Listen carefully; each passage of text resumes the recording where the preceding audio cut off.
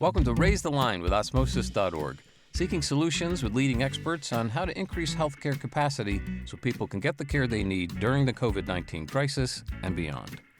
Hi, I'm Shiv, the co-founder and CEO of Osmosis, along with our Chief Medical Officer, Dr. Rishi Desai. Today, we have a very special episode of Raise the Line. I'm delighted to welcome Jan Herzhoff, who's the President of Health Markets, and Elizabeth Munn, who's the Managing Director of Global Medical Education at Elsevier, which is the publisher of over 2,500 digital journals, including The Lancet and Cell, and many important reference works, including ones that Ryan and I used when we were medical students at Johns Hopkins, such as Gray's Anatomy, Netters, and Robbins Pathology. Many of our audience obviously use these as well. In addition, they have a whole portfolio of amazing companies like 3D4 Medical's Complete Anatomy, Shadow Health, and several others, including now Osmosis. So today's a very special episode because this is the first episode we're doing for Raise the Line as part of Elsevier. And you may have seen that announcement if you follow our YouTube channel or our regular listener of the podcast. We're very excited about this. It's been a long time in the works. I first met folks at Elsevier 8 years ago when Ryan and I were just leaving Hopkins Med School to start Osmosis, and we moved to Philadelphia. And all the people I had met back then are still at the company and still growing and raving about working there. And so we could easily spend a lot of our time today reviewing the enormous impact that Elsevier has had in its 140-year history. And we'll be doing some of that.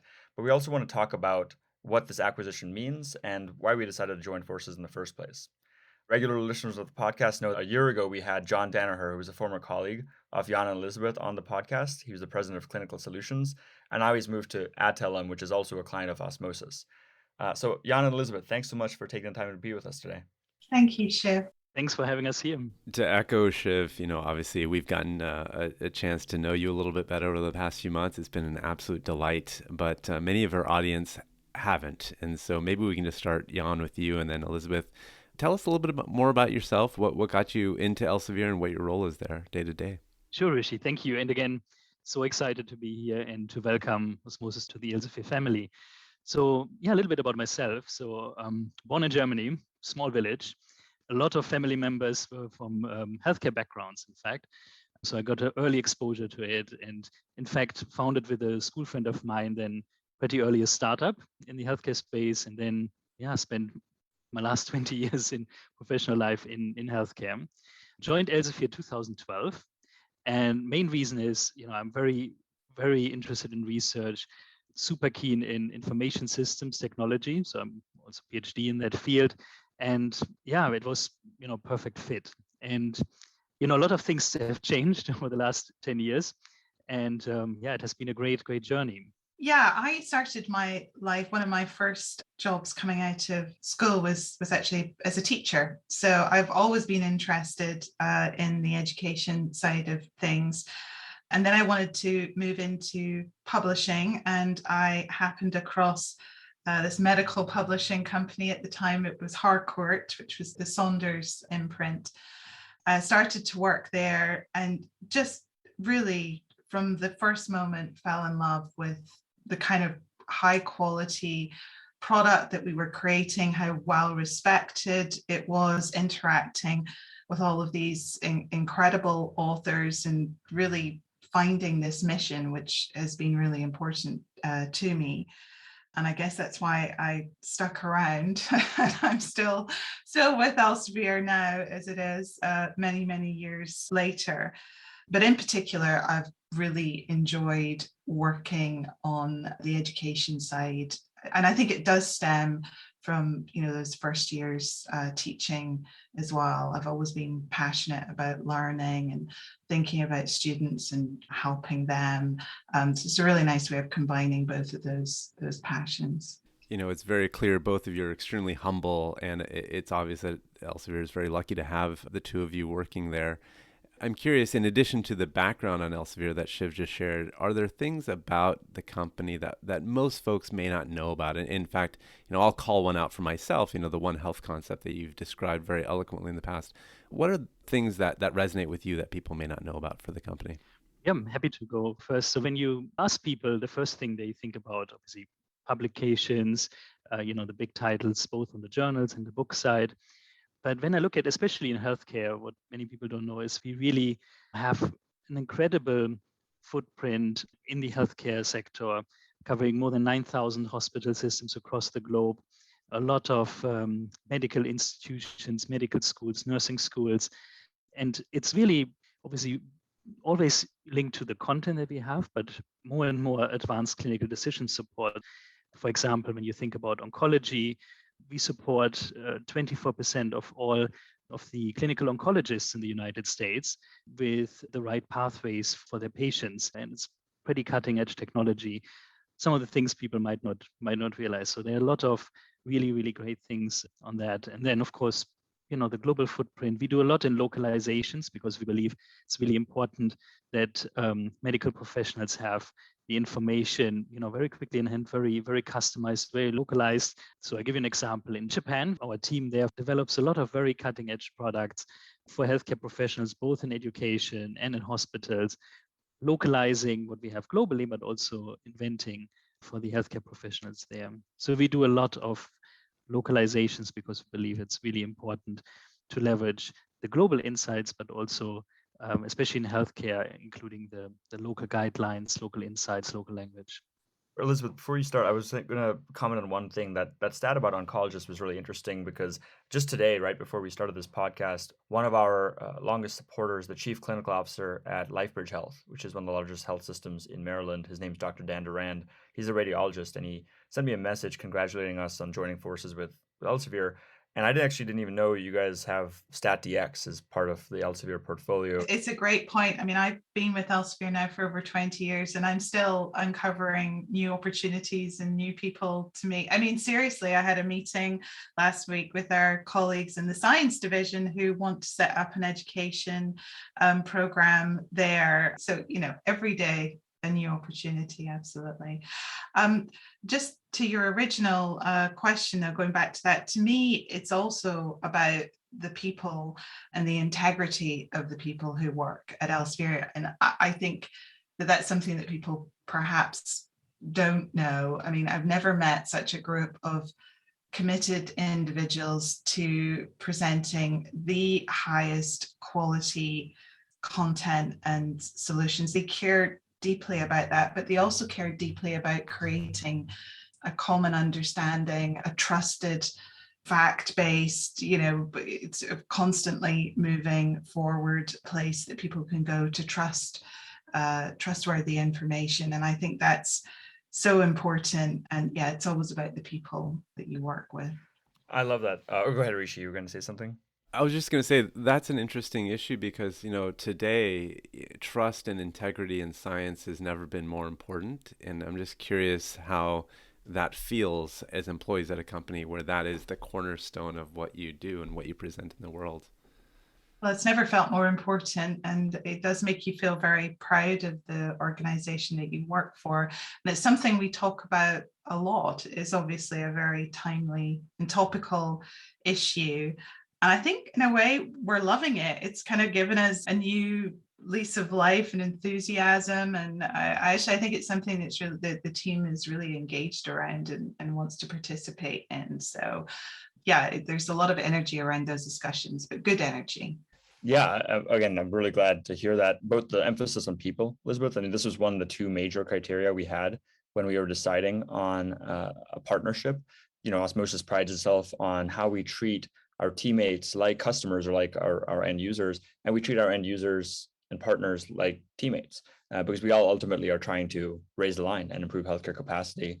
So we take that very seriously. The second thing I really wanted to consider when we were looking at this partnership was longevity. We've spent a lot of years building the Osmosis audience and the brand and the partnerships, and wanted to make sure that the next partner we chose to work with cared about that and wanted to maintain a strong legacy of what we've built long after any of us are gone. And so Elsevier has certainly proven that only 45 out of every million companies have lasted for over 100 years. So less than 0.005%. And Elsevier is one of them. So the next question, maybe Jan, you can start with it, and Elizabeth, you can add if there's anything else that he hasn't covered. What is the secret behind that legacy? How does a company last for over 140 years? Shiv, there's a really interesting article I think it was 1995 in Forbes magazine, where they asked the question, what Reed Elsevier, so overall mother company, but of course, Elsevier a big part of it, if Reed Elsevier would be the first victim of the internet. Yeah, and it was 1995. And shortly after, the first electronic resources came out. And in fact, now looking across the company, 80% of all what we do is fully digital. I think it's all about reinvention. And I can give you a very concrete example from medical education.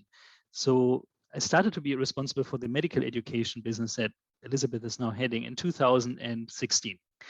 And at that time, most of the tools that we provided to faculty and to students were really in book formats on the medical education side. And we started to do first workshops with students, faculty at different universities. And I remember one was in Leicester University, 2016. Leicester, you might remember, Leicester was the famous football club that won the Premier League, in fact, in 2016. They were one of the, I don't know what the comparison would be in the United States in American football, but a very unlikely winner of the Super Bowl, I guess.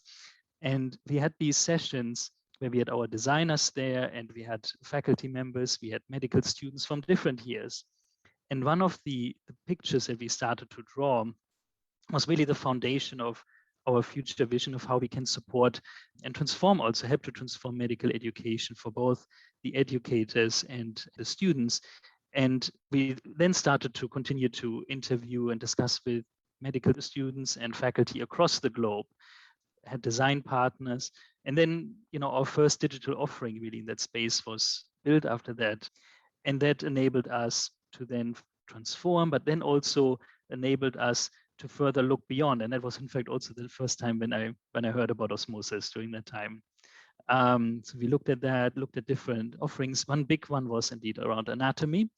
We have Grace Anatomy, Netta, and how we can further visualize that and further really improve how students learn and help them to learn and help faculties to make it most engaging. And that's when we came across 3D for Medical, and it was one of the companies that we then partnered with a few years ago. But it's one of the small examples of reinvention, and I can give you countless examples of that in the history. So we constantly reinvent. I really like that. I mean, and actually, while you were talking about the Leicester example, which is interesting, I looked up on our admin page. We have over 1,000 students at Leicester who have registered on Osmosis and watched 22,000 videos. So it's no surprise that you heard about us during that whole experience. And you preempted my next question, which we'll start with you, Elizabeth, too. Of obviously, we're thrilled at Osmosis to be joining Elsevier, given all the things we talked about today and in the announcement video. But how did you first learn about Osmosis, and what are you most excited about with regards to the potential? Elizabeth, and then we'll go to you, Jan. So I first heard about Osmosis maybe about 3 or 4 years ago, and it was really because of the incredible reputation you had with students. So we were talking to a lot of students at the time. We were thinking about our own digital platforms, and we just kept hearing your name being mentioned and the videos, and you were clearly doing something that we weren't doing, and there was something that was incredibly unique. Actually, you did an incredible thing. You started to create a fan base within Elsevier, which is unusual for a competitor. We would be like, oh, what's Osmosis up to? We just were incredibly impressed with what you were doing and how you were approaching the whole idea of boiling down complex topics and this increasing breadth of information surrounding health education and breaking it down into these very easy learning micro modules. Just incredibly clever. Other people, and including us, we write whole chapters on a topic, or someone would video a lecture on a topic, and you can get it covered in 5 minutes. So look, that's magic. That's actual magic. Yeah, so we just think it's the best thing since sliced bread to now have you within the team. Well, the love definitely flows both ways. We've got a huge fan base inside of Osmosis for Elsevier, and probably the fan leader is myself, because I grew up on these products that you guys created, and it's trained me, and I was thinking about this, and it's not just trained me, it's trained all my mentors, and frankly, it's trained all my mentors' mentors. And so, as a company goes, it's a pretty impressive thing that you've put together, and that longevity that Shiv was speaking to and Jan was speaking to as well. With transitions, there's always a lot of curiosity around like what's to come. And you've gone through this before. We as a company have not. I'd just love to kind of understand, with 3D4 Medical and Shadow Health, what were some of those early wins that you all enjoyed when that kind of first came about? So when we look at capabilities like what Osmosis has, and I mean, here to build up again on what Elizabeth said, one of the key capabilities is what you guys really mastered is the brilliance of simplicity. And it's just incredible. And what 3D4 Medical has done is they created an incredible engaging tool to study anatomy in a way that it's not just changing from a normal model to a 3D model, but it's so much more, and with beautiful designs. So when we look at these capabilities, one big thing is our plans are always of where can we invest, where can we help more students with these tools and capabilities. So for example, with Complete Anatomy, a few things that we did were leveraging the localization capabilities that I mentioned before. The team looked really at what is the toughest localization and what's one that is fairly easy. And then let's do both. Yeah? And then we are able to actually do anything. And they chose Mandarin, so localized Complete Anatomy for the Chinese market and for the Spanish markets. And in a really, really short period of time, the teams worked together on these localizations to then enable students in Mexico City to Beijing, everybody to also really enjoy the capabilities of Complete Anatomy. And another one is when we think about inclusion diversity, it was for 3D4 Medical, given it was a startup, it was for a long time very challenging to actually have enough resources on the product roadmap to create a female model for 3D4 Complete Anatomy that would deliver on their highest standards. So what we then ensured was that on the roadmap, we would put enough investment behind it that the team can actually fulfill that vision and do it. And in fact, in a few days' time, we will launch for Complete Anatomy the first female model, which is a really, really exciting piece of news. So we really think about how can we make it more accessible through localizations, etc., but also how can we look at from an inclusion diversity perspective what we can do, but also from how can we leverage these capabilities. Also in other products, you mentioned StatDX, for example, for radiologists, you can do a lot of really great innovation if you link up these different parts of the portfolio. And we do that together with the medical students, with the medical faculty, with the physicians, with the nurses globally. On that, before you answer that same question, Elizabeth, that's again one of the major appeals, that specific example where I spoke to Niall, one of the founders of 3D4 Medical, who's still at Elsevier over 2 years later, which we're excited about, him and several managers that came in through that acquisition. And that example of both investing in diversity, equity, and inclusion for their product, as well as obviously the culture that you built, as well as the localization. As you know, our big, hairy, audacious goal at Osmosis is to educate 1 billion people by 2025. And it's much easier to educate 1 billion people by 2025 if you can get your content localized into Chinese, Spanish, Portuguese, and other languages, Japanese, because then you'll get more people who can consume it. And we have a lot of those kind of organic initiatives in Chinese and Vietnamese and Arabic, but having the expertise and resources that Elsevier brings, I think will hopefully make this a reality at Osmosis, something we've dreamt about for a long time. Back to you, Elizabeth. Yeah, no, I was just going to say, I think what we bring to the table, obviously, is the money to invest and the scale, but we learned a lot from 3D4 Medical too. It was truly, we got as much out of it as they got from us. I think they've helped change our culture. Their focus and emphasis on research and development has been fantastic. The way that they approach customer problems and think differently about customer problems, and just a genuinely incredibly nice and really creative bunch of people to work with. And I'm already getting that vibe from the Osmosis team as well. And those intangible things are often just as important. They add an energy to the group that really, it's kind of an X factor that spurs everyone else on to be more creative. And and that dynamic is just incredibly important. And one of the things that we're working really hard on now is making sure that initial feeling is something that's so important for us to develop with Osmosis and Elsevier and 3D4 Medical as well. Totally. All of our interactions have reinforced that as well. So we're very thrilled about all of that.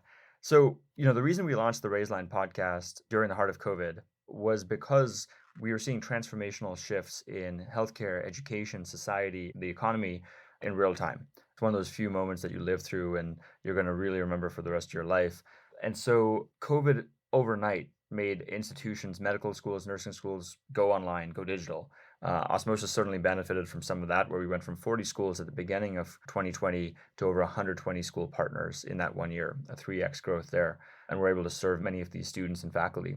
Similarly, hospitals have had to make major adjustments in their education, in their staffing, et cetera. How has COVID affected the work that Elsevier does and the global medical education team specifically? So maybe broadly, we'll start with you, Jan, and then go to the GME team with Elizabeth.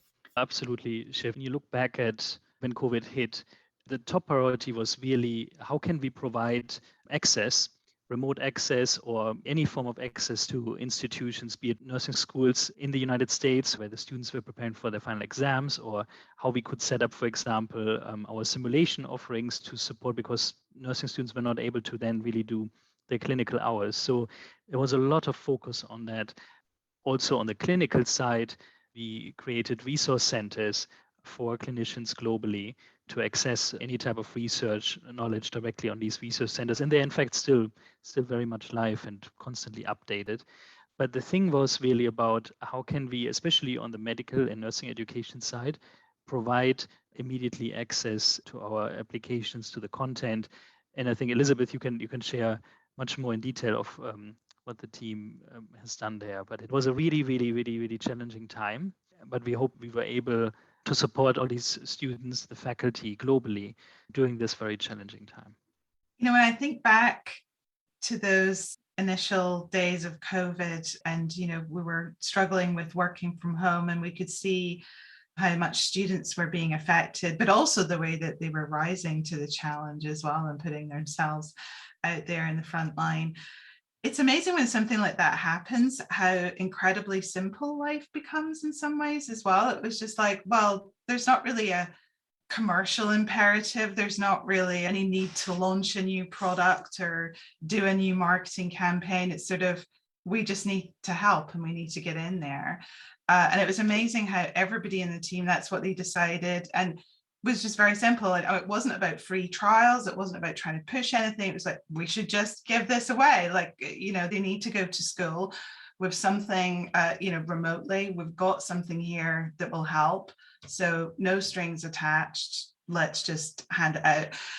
And it was very popular with this. It had a great take up, but, you know, it was also really great for us because it gave us a sense of purpose. And, you know, we felt as if we were making a difference somehow. I mean, it was a very small difference in the big scheme of things, but we just wanted to help. We wanted to be there for our students. And actually, it was an incredibly positive thing for us. And I hope it helped in some small way to keep the classrooms going for a while. Yeah, I mean, I've spoken to so many students and faculty who struggled, as you guys are describing, and I think you're saying it is a small thing, and I think for an individual who's struggling in that situation, it's a huge thing, right? And so I think that sense of feeling like you're part of something bigger and fighting a bigger battle. I mean, in no small way, humanity right now is struggling for survival. Many people have already died as we fight this scourge. And I'm curious to know, like, what you think are some other ways in which we might more generally, more broadly, you know, we talk about flattening the curve, and I'd like to hear your answer on that, as well as raising the line of healthcare capacity. How do we both help to reduce patient illiteracy and misinformation, disinformation, things like that on the patient side? And then also, how do we, as Elsevier, and I'm including myself and Shiv in this, of course, as well, how do we also help to increase healthcare capacity? It's now needed more than ever. Yeah, I think this is a great point, Rishi. So we have obviously access to a lot of medical information. And in fact, before COVID, I think it took about 70 days every year to double medical knowledge. So it was already at that time incredible. And now, of course, with the whole, you know, with a lot of focus on COVID and the research there, and then real world data as well that you can see constantly. Now we have Omicron variant. So there's constantly a feed into that, but there's so much information that it's also overwhelming. Plus, it's also very complex information. I remember at the beginning of the pandemic, in fact, I think, Elizabeth, it was like a month or just a few weeks in, the 3D for Medical team launched a short video clip to explain COVID actually in a very accessible way to people. But I think what you guys are, again, that brilliance or mastery of simplicity can actually more and more help. And I think that's something else or an area where we can give again something back to society on that, of how to help to indeed raise the line. Yeah, it's such a big question and the hubris of thinking that we alone could do that. But I tell you, as Jan says, in partnership with Osmosis and the skills you have at conveying complex information and topics in really bite-sized, engaging, meaningful ways, I think that increases our ability to get our message across as well. And obviously we've got the reach, the passion, and these incredible trusted brands. And I think combining that with your communication know-how and our systems and our trust, hopefully we can make a difference. Definitely inspiring to think about. And I know we're coming up in time and we don't want to take all your days, so we can go back to flattening the curve and raising the line through the work you do. So we had just two more questions. The first of which is, obviously the Osmosis audience primarily skews towards younger, early stage healthcare professional students, as well as patients and their family members, the caregivers. What advice would you give to them about meeting the challenges of the COVID pandemic and beyond as they begin their careers or just want to take care of the health of themselves and their family? And we'll start with you, Elizabeth. I think I would say to students in particular, but actually patients too, you're not alone. You're part of a global community. And that's something that I've appreciated so much working at Elsevier with all of our different offices and healthcare communities around the globe, that we take our authors from and that we engage with locally as well. We see common trends, both in terms of education and in learning across the globe. So I think feeling part of that community, because it's an incredibly stressful thing being a medical student. We hear that all the time. So I think kind of learning from people and feeling part of that community is important.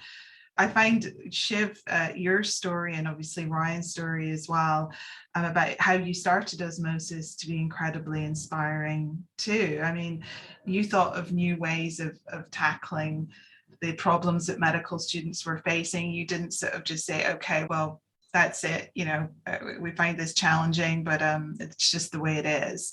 You went out there and changed things. And we talk to students all the time, and they're always coming up with, I love this actually about medical students. They're the most innovative and entrepreneurial people as well. We run hackathons, and they're always coming up with new ideas for new apps and really good ideas as well. So yeah, I would encourage those students to keep innovating, keep pushing, keep changing. And how about you, Jan? What advice would you give? I mean, it starts first with, from a purpose perspective, especially in the world we are living in, there's probably no better profession, and it's so critical every day what you do and what you're going to do after your studies. And it's incredibly hard, as Elizabeth said. So it's a very, especially now, still now, it's incredibly tough in many parts of this world. So it's also about not giving up, but it's indeed realizing that there are, Elizabeth mentioned the hackathons, some of the challenges we do globally. We see that all the time. When you link, medical students that are in India, in the United States, in Iceland, wherever, we get a lot of messages after those initiatives from people, how much they value these global links and global collaborations. And that's another important thing. Yeah, and then I think the key is we are here. So you have us as a partner on your side. We want to work now here together also with Osmosis and others to really support you through the educational journey, through your professional journey, be there and support you. And also looking forward to your ideas and your suggestions that you have, how we can make your life easier and better. And then, of course, if they're entrepreneurial minded people, or, if you're interested in product, we always look for incredible people. Absolutely. We're always free to apply. We have a lot of healthcare professionals also in our teams.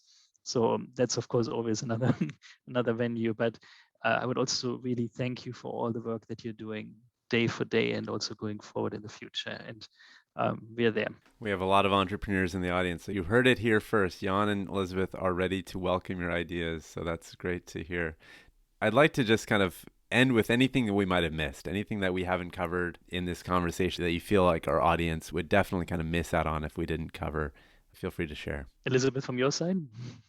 Well, maybe just building on what you were saying before, Jan, about, those ideas. And I think it's about rethinking how we use technology as well. I think that's very interesting. Whether we're harnessing the power of video or 3D visualization, or what's the next thing? How can we make it easier for you to learn? The textbook's done a really phenomenal job for, the last couple of 100 years, but we are beginning to move away from that now. And, I'm thinking about visual reality, opportunities here. Where are we going to go next? How can you change the narrative, change the way that you learn? Because it will come from students. I'm convinced of that. It won't be something that, Jan or I come up with in the head office. So yeah, you drive that. We're here to listen and partner with you to make life easier. Awesome. Anything to add, Jan?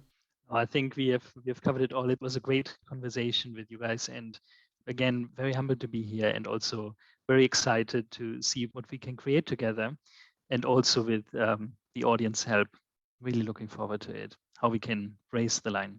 That's a great note to end on. Well, again, we really are very excited about beginning this next chapter at Osmosis with you and your teams at Elsevier and becoming part of it. So, and we'd also like to end by thanking our audience for all the support they've given us at Osmosis, whether you're a faculty member, a student who's interested in going into a career in healthcare and raising the line, or even a patient who's just interested in the general healthcare system and education system that we play in.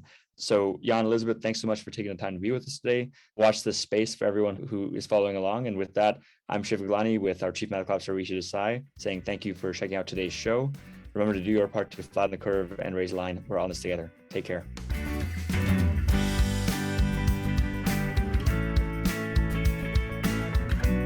For more information on how you can help raise the line and flatten the curve, go to osmosis.org/COVID-19. If you like this podcast, please share it on your social channels. You can also subscribe to the series and check out all of our podcasts at osmosis.org/raisethelinepodcast.